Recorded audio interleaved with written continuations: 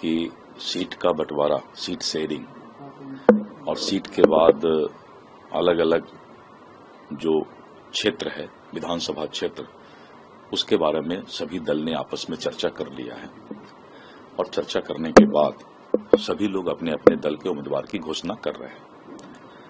और कल धर्मेंद्र प्रधान जी ने भी कहा था इस बात को कि अगर एक दो सीट में जिसमें कि आपसी सहमति बनानी है तो जहां 242 सीट में बन गया तो एक सीट में भी आपसी सहमति जो है वो लोग रात में ही कर लिए हैं और कहीं कोई दिक्कत नहीं है, क्योंकि हमने सबसे पहले सीट शेयरिंग का सूचना आप लोगों को दिया कि हमारे एनडीए गठबंधन में सीट शेयरिंग हो गया और आप देख रहे हैं कि हम लोगों ने उम्मीदवार की सूची भी जारी कर दी है और जो बचा हुआ उम्मीदवार का सूची है वो भी जारी होगा।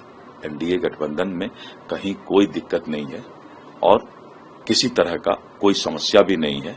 आराम से हम लोग अभी मैं जा रहा हूं जदयू कार्यालय में और वहां बैठ करके नॉमिनेशन की सारी तैयारी का आपस में समीक्षा कर रहे हैं, तो किसी तरह का कोई समस्या ही नहीं है। एनडीए आज सबसे आगे।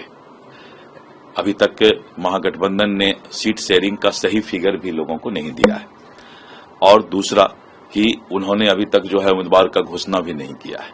वहीं पर एनडीए सबसे आगे है और एनडीए 2/3 से ज्यादा बहुमत से सरकार बनाने जा रही है। सर, उपेंद्र कुशवाहा नाराज है क्या? पहले कह रहे हैं नॉट ऑल इज वेल, फिर सुबह सुबह दिल्ली।